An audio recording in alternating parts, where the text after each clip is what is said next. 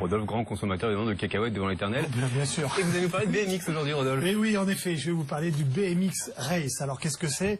C'est finalement une discipline qui a été inventée aux États-Unis à la fin des années 60 et qui a été mise en œuvre par des jeunes, soit qui n'avaient pas les moyens de faire du motocross, soit qui étaient trop jeunes pour faire du motocross, et donc ont décidé de faire du motocross bio, c'est-à-dire du motocross en vélo.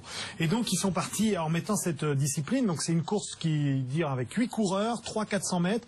Et ce qui est tout à fait incroyable, c'est que vous allez rencontrer sur ces 400 mètres des doubles, des triples, des quadruples bosses, d'accord, sur des tout petits vélos, des vélos très compacts, très légers, extrêmement solides. C'est un sport extrêmement physique. Et figurez-vous que cette discipline est devenue tellement populaire aux États-Unis que finalement le BMX aux États-Unis, c'est le vélo. C'est-à-dire que vous démarrez pour faire du vélo aux États-Unis avec ce type de vélo, ces petits vélos de petits trous et petite envergure. Rappelez-vous, le BMX, c'est le vélo d'Elliott.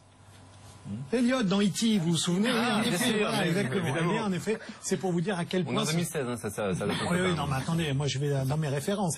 Mais voilà. Alors simplement, je veux juste vous parler des légendes, bien sûr, du BMX. Alors je vais vous les citer parce qu'il y a deux Français. Il y a Christophe... Le Armstrong du BMX, par exemple. Alors, on va y venir. Alors d'abord, il y a Christophe Lévesque, 9 fois champion du monde, notre Français. Thomas Allier, qui lui est 2 fois champion du monde. Mais aujourd'hui, je veux parler de Joris Daudet, qui en effet, ça va vous faire plaisir d'ailleurs, le Bernard Hinault, comme ça je continue à rester un peu dans des références un peu lointaines.